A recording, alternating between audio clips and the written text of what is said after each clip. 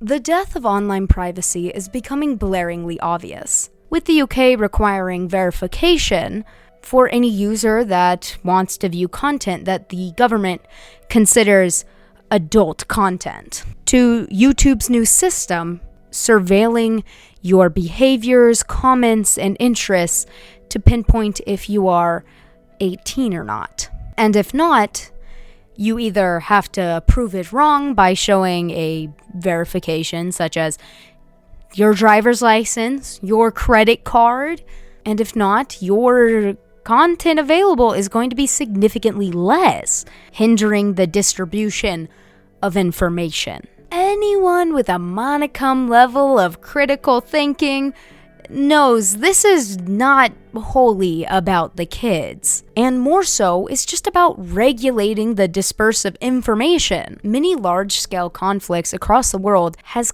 kind of created an environment where many world powers are turning to relatively authoritarian adjacent laws and rules, which is encroaching on our freedom a great deal. I want to talk about this all today, in particular its effects on the art community online, as that's what I'm a part of. Also, do you guys like my horrific necktie? I'm literally Harry Dubois. Sorry. I'm Sawa Black Sheep. Have you any soul? No sir, no sir. But today, we are going to face this privacy apocalypse through the eyes of the modern artist. I'm sure many of you young artists right now have found a community online. With this threat hanging over everyone's head, being threatened to be cut off from the community you know can be nerve-wracking. I think if things continue in this direction, it will heavily affect artistic groups, and autistic for that matter. Recently, I've been working on a comic called Penelope's Peon. If you like wordy, overly philosophical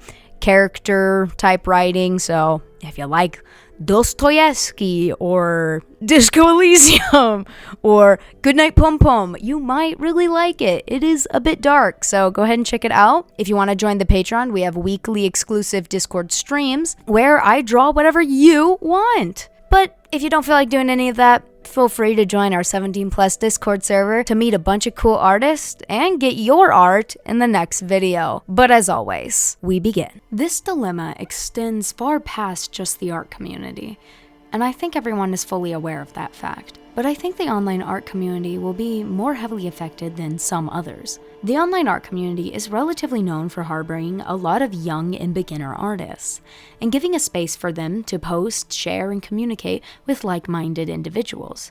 This has been the backbone of our community since day one. I remember when I was 14 and posting my art on Instagram, making friends online, making OCs and stories together, role-playing, etc. Some of these people I'm still friends with to this day. So many years later, I wouldn't be the same artist I am if it wasn't for the community that encouraged and inspired me. And I'm sure many of you have experienced similar. The art community is not perfect by any means, but I believe the online art space allows young and beginner artists to expand their visual library and learn through others. It's why you will often see very talented young artists nowadays, because they grew up with an expansive artistic world model to pull from. I think without the online art community, many of those who are young artists right now will drop their passion. As many in their interpersonal lives, art can be seen as frivolous and childish. With no support, we will be losing a generation of artists. Not to mention, many artists are faceless and need to maintain so to keep themselves safe in whatever environment they live in, such as conservative families or countries. Giving such personal information through these new laws like your IDs, selfies, to companies leaving you at a much higher risk of being doxxed, meaning a lot less people are going to be willing to share their art. Now, don't get me wrong. The internet isn't a great place for teens. There are a lot of issues in and out of the art community, caused by the relatively young demographic, such as personal high school to middle school dramas being exacerbated online to thousands. And this can definitely negatively affect development and social behaviors. When I was 17, I made an online friend group of mostly 18 to 24-year-olds. Unsurprisingly, the older members were often dysfunctional, I was in call once with my best friend at the time, and this 23-year-old member joined. Let's call her Biv. We were making these pick crews, and me and Biv picked the same shirt. And I was like, oh my god, we're matching, cute. And Biv said, you aren't cool enough for this shirt. And I laughed because, yeah, that was out of the blue, but like, it's banter, right? Then me and my friend were talking about how, like how pretty everyone was in the group, good old wholesome stuff. And Biv was like, I'm the prettiest in the group. I'm the hottest compared to all of you. We ignored the comment because I'm like, what? Like, what? Then my friend makes a joke about my chest size being too large. And we laugh because it's just, I don't know, girls laughing about silly stuff, that type of thing.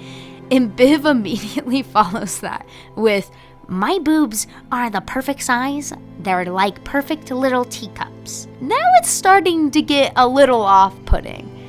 She barely engaged with me outside of comments like this, and it's like, why are you threatened by a joke about a 17-year-old's boobs? I'm a little lost. Then me and my friends start talking about Greek gods and what everyone would have been in the group, and Biv interjects and says, I'd be Gaia, I am the mother of all. We laugh since, it's a joke, right? And I'm like, for real though, you kind of give Hera. I like Hera. She is fierce, respectable, and one of the most highly praised in all of ancient Greece. And my friend agreed.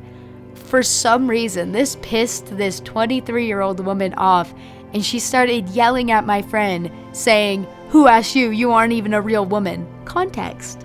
My friend is a trans woman, and I was shocked. And Biv left the call. Me and my friend were reeling for a few minutes, and then Biv joins back a few minutes later and demands an apology from my friend. Just as my friend is about to apologize, I interject, and I'm like, whoa.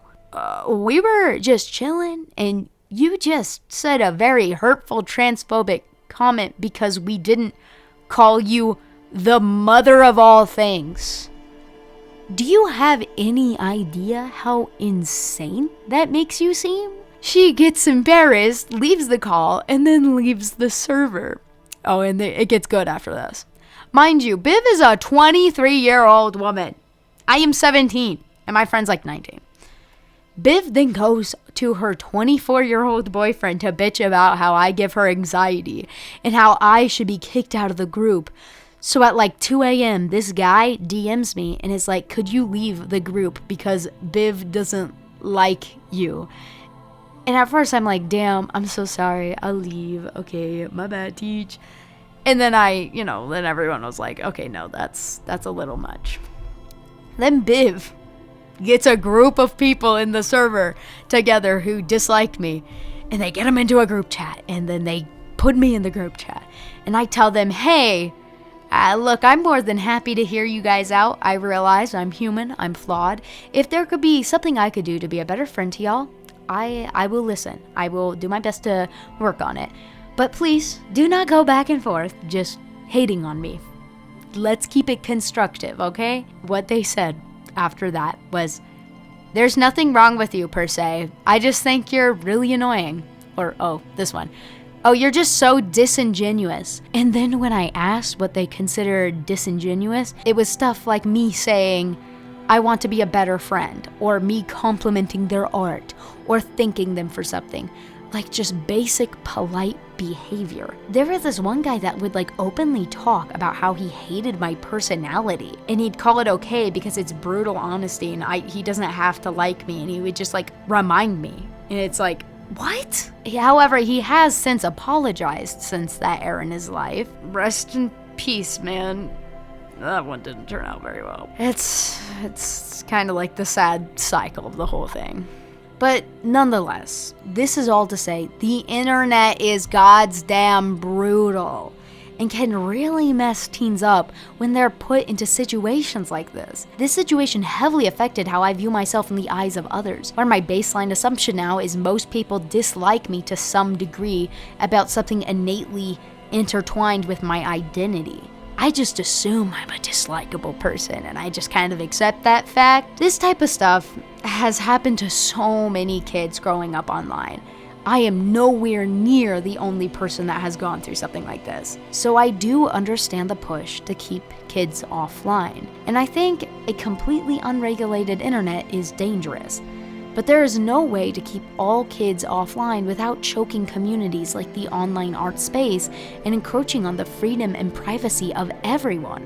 Not to be some Del-pilled conspiracy nutjob, but the government wants to control you. Don't willingly give them windows into every facet of your life. Throughout all human history, time and time again, human civilization has fallen into authoritarian rule and violence. Our removal from war and strife has made us mindless to the reality that it will happen again. We are not past oppression. We are not past dictatorship. We are not past any of that. Just because you're not experiencing it right in front of you all the time, it doesn't mean it's outside the realm of possibility or isn't already happening outside your immediate bubble. Imagine the people of Rome who lived in a peaceful empire for over 1,000 years. They would have never expected the Roman Empire to fall. Yet here we are today, and it has long since been gone. Always expect humans to change. Don't ossify your ability to critically think about our government and those in power. The online art community is apprised mostly by faceless creators, and art itself is a language of perception and deconstruction. Art is humanity's biggest tool to inspire and connect, meaning many artists may be targeted given political and social strife. Losing our privacy is like letting them chain you. This whole nothing ever happens dog whistle couldn't be further from the truth. Everything is always happening. Perhaps not always in your lifetime, but it's gonna happen in someone's lifetime, therefore it could easily be ours. Human tragedy loves nothing more than an audience to mourn it. This authoritarian shift in the political sphere is going to heavily affect our community in the upcoming years. More likely than not, more people will be dropping art and creation in this time of unease, but I hope you guys are gonna stick with it. I think now more than ever, we need creatives and make an effort to maintain the community. Don't let the state of the world hold you back from expansive work. Art is the driving force of our social evolution as a species. Never put the pencil down. Anyway, that's all I have for today, folks. If you like my art, consider commissioning me. You can reach out to me on Discord, Instagram, and Blue Sky, all linked in the link tree in the description. You got work tomorrow, or school, or ranting about the end times. But as always, don't dream about wheat-based byproducts. Moi, je m'appelle Mademoiselle Noire, et qu'on va pour la voix, j'en sais rien.